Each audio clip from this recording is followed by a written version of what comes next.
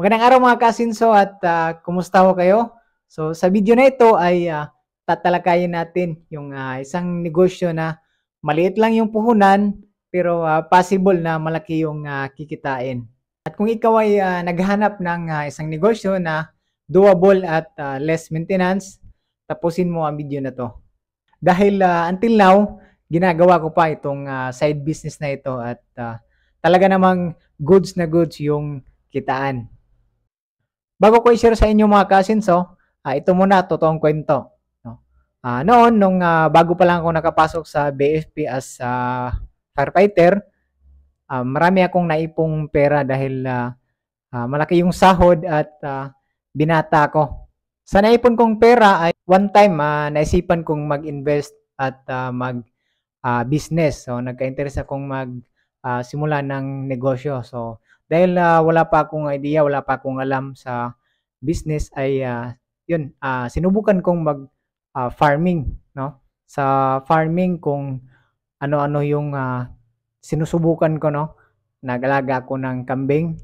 Kaso ang naging problema ko sa kambing ay kinakain yung mga tanim ng papa ko na puno ng niyog. So nagagalit yung papa ko kaya binenta ko na. So nagka-interest din ako sa poultry farming, yung ready to lay, no, na white leghorn na manok yung nangingitlog ng puti na binibenta sa merkado.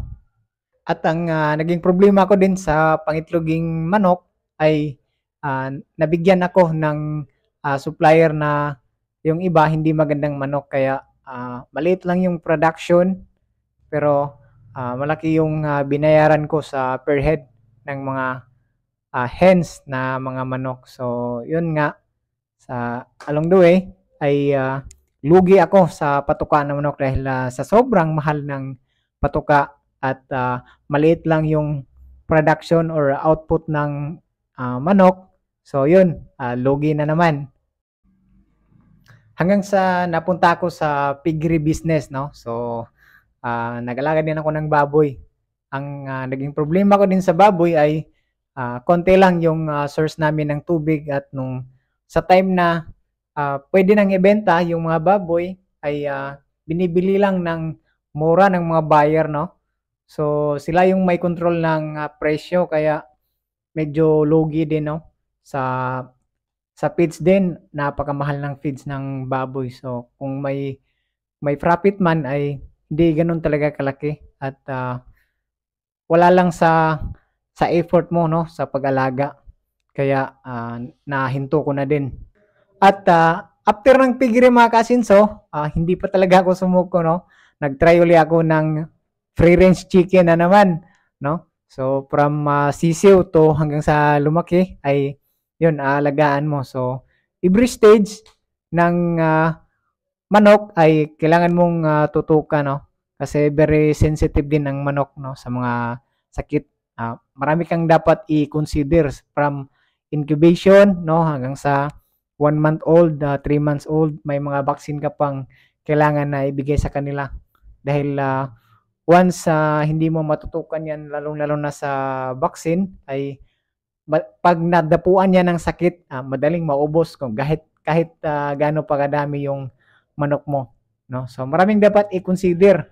So yung bantay namin ay umaayaw na din kaya nahinto na rin yung pre-range chicken ko. At ang panghuling sinubukan kong farming business mga kasinso ay yung rabbit farming, no?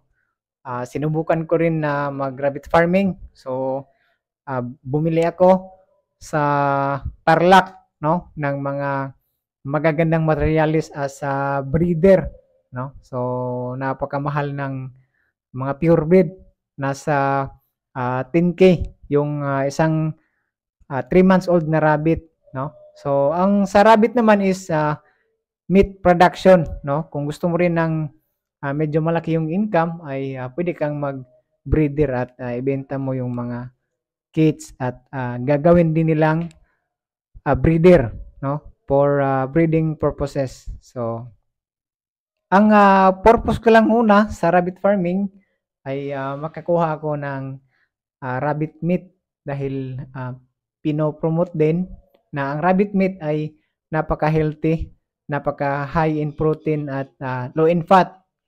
At yun nga, dahil fitness enthusiast ako, so maganda siyang gawin as a source of protein na which is kailangan sa ating katawan. Kaya yun, nagka-interest ako na mag-rabbit farming na din. At ang naging problema ko naman sa rabbit farming mga kasinso ay napakabilis nilang dumami, no? At sa lugar namin ay hindi pa ganoon ka inform yung mga tao na ang rabbit ay may dalawang breed, no? May dalawang klase, yung meat type at saka yung pet type. Yung meat type, yan yung mga source of meat, no? Yung pet type naman yung mga fancy, yun yung hindi kinakatay, bawal ho yun, no? So ang naging problema ko is wala masyadong bumibili dito sa aming lugar kaya dahil mabilis siyang dumami, marami yung stock ng rabbit sa farm at dahil sa sobrang dami na nila, nahirapan na akong bumili ng feeds at yung pagpapakain ng mga damo, no? So, yun sa management nahirapan ako kaya kailangan ko na naman kumuha ng tao, no, para magdagdag sa pag-aalaga at yun nga katagalan ay kino-compute ko, medyo lugi talaga ako dahil may perde sa mga tao at yung feeds at mga damo pa sa mga rabbit at marami yung input sa gastos, no? At maliit lang yung output, yung kita. Hindi naman ganun kadami yung market, no? Sa rabbit, either rabbit meat or pet. So, yun naisipan ko din na ihinto na lang talaga nakapag-desisyon ako dahil habang tumatagal ay lumalaki din yung lugi ko talaga. So, yun, hininto ko na din. At nga pala mga kasinso, noong panahon na nag-piggery ako at nag-poultry, ay kasabay din nun yung nag-asola farming ako. So, yung asola mga kasinso ay para siyang water lily na maliliit na pwede mo siyang ilagay lang sa pond or sa luna na basta may tubig, may manure na nasa ilalim as pagkain ng mga asula. So, plant siya na para siyang water lily na nakalutang lang sa tubig, no? So, mabilis siyang dumami, no? At ang purpose ng asula mga kasinso ay pwede siyang gawin as alternative feeds ng ating mga livestock, no? So, halos lahat ng livestock ay pwedeng ipakain yung asola as alternative feeds, no? So, sa paraan na yun ay makakatipid ka sa feeds kasi yung tinatawag na asola ay high in protein, no? High in fiber which is mainam ipakain sa ating mga livestock. So, malaking tulong din yun, yung asola na yun. So, yun nga mga kasinso, no? Halos lahat ng mga livestock farming na sinubukan ko ay nahinto. At ang natira na lang talaga is yung asola, no? So, one time na nag-post ako ng about asola. So, may nagtanong doon na how much, no? Doon na nagsimula na nasa napag-isip ko na pwede ko tong ibenta, pwede ko tong pagkakitaan yung asola dahil nasa pond lang naman sa luna at basta mainitan yan, may manure as fertilizer nila at danami yung asola. Kaya yun, naisipan kong ibenta sa iba.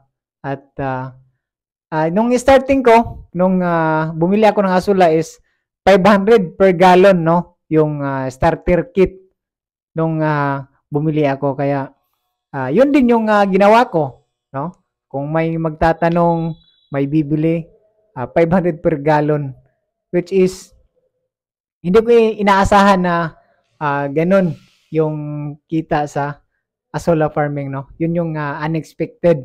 At nagkataon din na naging sikat din yung asola sa ibang lugar.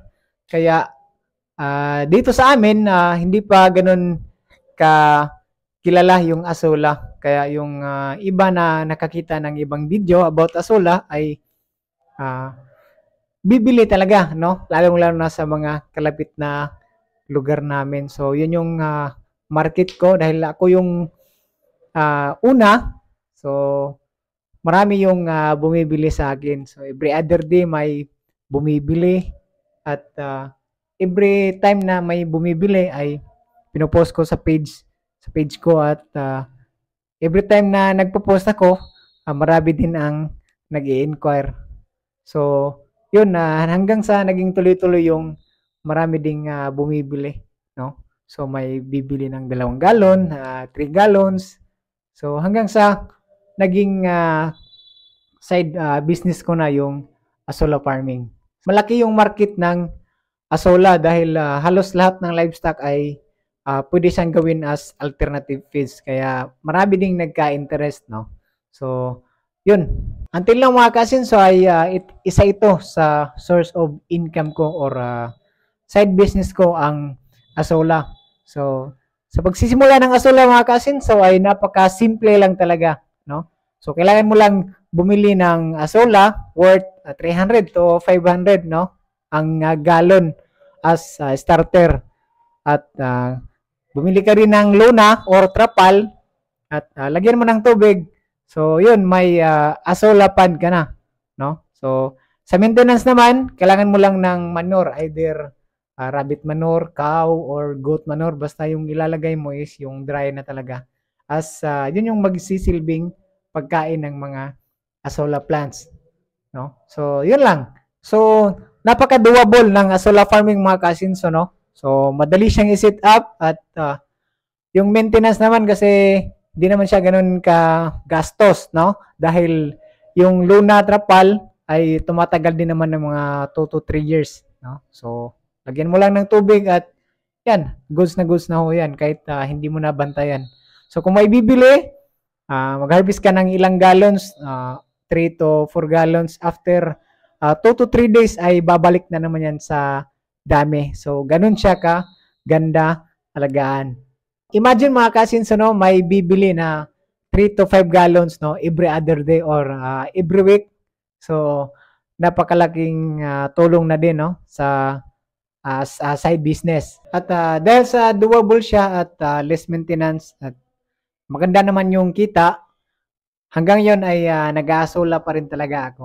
So, yun yung negosyo na tinutukoy ko mga kasinso, no, Asola farming. So, yun mga kasinso, no, subok lang ng subok, wag aayaw. So, labanan natin yung katamaran dahil naniniwala ako na lahat tayo ay pwedeng umasinso financially at physically.